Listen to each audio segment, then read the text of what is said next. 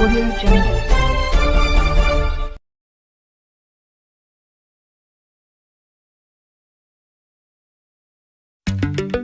संकल्प लिया है कि जब तक पूरे हिंदुस्तान का एक एक पाई इस महाभ्रष्ट महाघोटालेबाज से नहीं वसूल लेता और गरीब से गरीब आदमी को नहीं दिला देता, तब तक चैन से नहीं बैठेगा। और इसकी 1 लाख भ्रष्ट कंपनियों को बंद कराना, इसको नेस्तनाबूद करना, इसके सारे काले कारनामे बंद कराना और इसको 1 लाख आदमी है इसके यहाँ, इनको तिहाड़ जेल भिजवाना, यही मेरे जीवन का लक्ष्य है।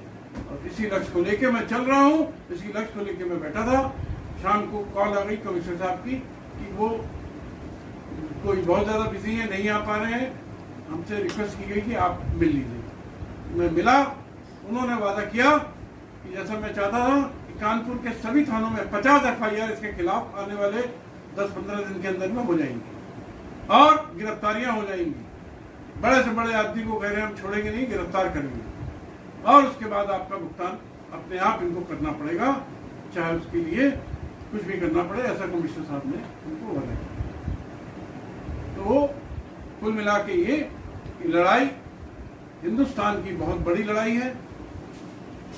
इसमें अकेले 4 सोसाइटी ने करीब 1 लाख करोड़ रुपए का गबन किया है और करीब करीब 1 लाख कंपनियों हैं जिसमें उन्होंने 24 लाख करोड़ का गबन किया। इसके लिए मैंने प्रधानमंत्री से सैकड़ों बार मांग की है, इसकी सभी कंपनियों की, सभी सोसाइटी की फॉरेंसिक ऑडिट हो, फॉरेंसिक जांच हो, लेकिन प्रधानमंत्री सुनने वाले नहीं। मैंने सैकड़ों शिकायतें भेज चुका। मैंने कहा कि इसके लिए एक अलग से सुप्रीम कोर्ट के जज के नेतृत्व में एक कमेटी गठित कर दी जाए, उसमें कम से कम 100 लोग हो, चूंकि बड़ा मामला है। वो भी कुछ नहीं हुआ। इसके अलावा अमित शाह को हजारों शिकायतें भेज चुका हूं, लेकिन वो टच से मस नहीं होता है। योगी जी को हजारों शिकायतें भेज चुका हूं। उनसे कहा मैंने कि आप बड़े बड़े गैंगस्टर के यहाँ बुलडोजर चलवा रहे हो, इसके यहाँ क्यों नहीं चलाते? दुनिया का सबसे बड़ा गैंगस्टर है। लेकिन योगी जी शांत है इसके मामले में। क्यों शांत है ये योगी जी जानते होंगे। लेकिन मेरा एक ही लक्ष्य है, पूरे भारत का 25 करोड़ लोगों का 25 लाख करोड़ रुपए दिलवाना दिलवाना दिलवाना। जय हिंद, जय भारत। सर, आप गरीबों की लड़ाई लड़ रहे हैं। आपके यहाँ आने से पूर्व हमने सहारा के अधिकारियों से संपर्क साधने की कोशिश करी जी।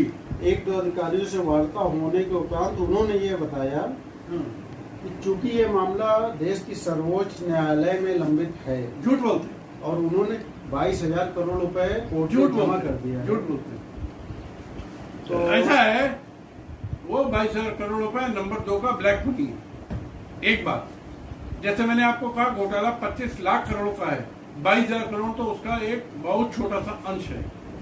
इसलिए इसकी सारी बातें झूठी, मक्कार है, सेबी की वजह से कुछ नहीं है। और इसके ये लोग जहां मैं अनशन में बैठा था वहां ताला लगा के भाग गए। दूसरा सर, एक आप पे बड़ा आरोप आज शाम को ये लगा है, शाम को सहारा के द्वारा, कि आप जो ये कर रहे हैं ये केवल अपनी कमाई के लिए कर रहे हैं। 10% 15% इन लोगों से ले रहे हैं। सुन लीजिए, अब इसमें सुन लीजिए।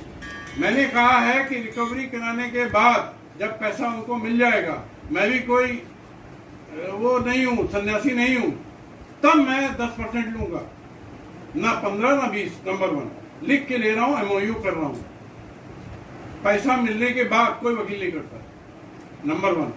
नंबर 2, अगर आपका बनता है 1 लाख रुपए, मेरे हिसाब से वो बनता है 1.25 लाख रुपए, तो मैं 1.25 लाख रुपए उसको दिला के सहारा से तब मैं लूंगा 10%। दूसरी बात, किसी की जेब से नहीं ले रहा हूँ, इस गुंडे के जेब से निकाल के लूंगा। इसलिए कोई कमाई की बात नहीं हो रही है। एकदम बकवास करते हैं इनके सहारा के लोग। और जिसने कहा है नाम बता दे तो मैं FIR कर दूंगा। आज वहाँ पे बताया गया कि आपका धरना जो था वो धरना कम था और वहाँ पर कुछ लोग आपके मतलब कि लोगों का नाम और अकाउंट नंबर और नाम चढ़ा रहे थे। हाँ, क्या ये सत्य था क्या? उनके जो लोग आए थे गरीब लोग, उनके नाम, कॉन्टेक्ट नंबर और अमाउंट, कितना रुपया उनका ड्यू है, ये लिख रहे थे। इसमें कौन सी बुराई है? तो उनके द्वारा ये आरोप लगाया गया कि आप वहाँ पर केवल उगाही के लिए गए थे। काय के लिए? उगाही के लिए।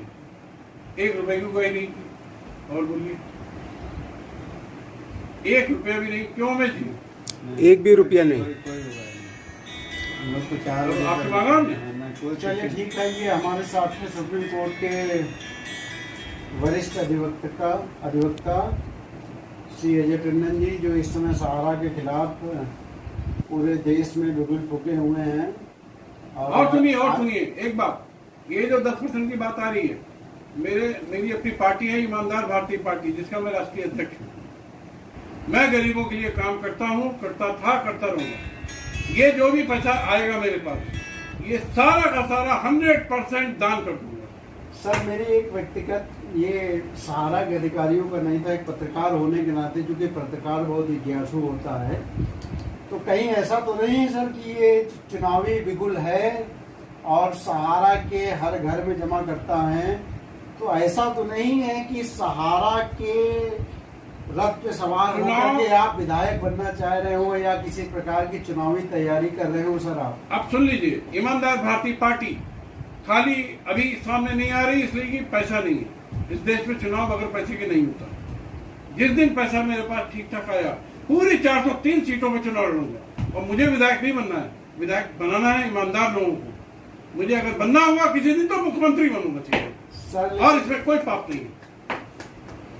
अच्छी सोच है सर आपकी, मगर सर एक प्रत्यक्ष अप्रत्यक्ष, और इसके लिए किसी के सहारा मुझे नहीं चाहिए।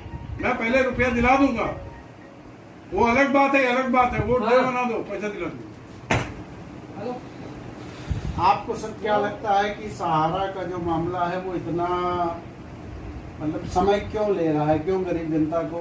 क्योंकि केंद्र सरकार, राज्य सरकार मिली हुई है, भ्रष्ट है। मोदी जी झूठ बोलते हैं कि ऑनेस्ट हैं, वो सहारा से मिले हुए हैं, योगी मिले हुए हैं, सारे मुख्यमंत्री मिले हैं। क्योंकि उनका सुप्रीम कोर्ट ने भी कहा है उस निर्णय में कि 1 लाख करोड़ रुपए मिनिमम जो सामने आ रहा है, उससे हो सकता है 5 लाख करोड़, 10 लाख करोड़। ये रुपया ब्लैक मनी नेताओं का, मंत्रियों का, मुख्यमंत्रियों का, प्रधानमंत्रियों का, IAS का, IPS का, IRS का सहारा में लगा है। इस कारण से देर हो गई। अब दम हो तो इसको चलवा दो नेशनल न्यूज पे, मेरे पास सबूत है।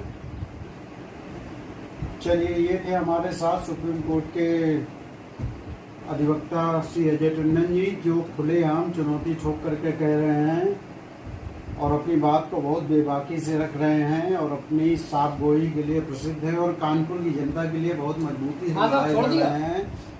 और आज सुबह प्रातः 9 बजे से ये काकादेव रीजन कार्यालय पर मौजूद थे और शाम को 7 बजे शायद काका जिला कमिश्नर से पुलिस कमिश्नर कानपुर थे। और सर, एक थोड़ी सी जानकारी लेना चाहेंगे, क्या कल भी आपका ये अनशन जारी रहेगा? कल मैं वहां रहूंगा। अनशन के बारे में हमारे साथी डिसाइड करेंगे। हम तो बगैर खाए पिए जाएंगे। अब वहां पर ये लोग तय करेंगे कि मैं अनशन आगे बढ़ाऊं या खाली वहां मैं दिन भर धरना प्रदर्शन करूं, क्योंकि मैं अकेला निर्णय नहीं लेता, सब मिल के लेता।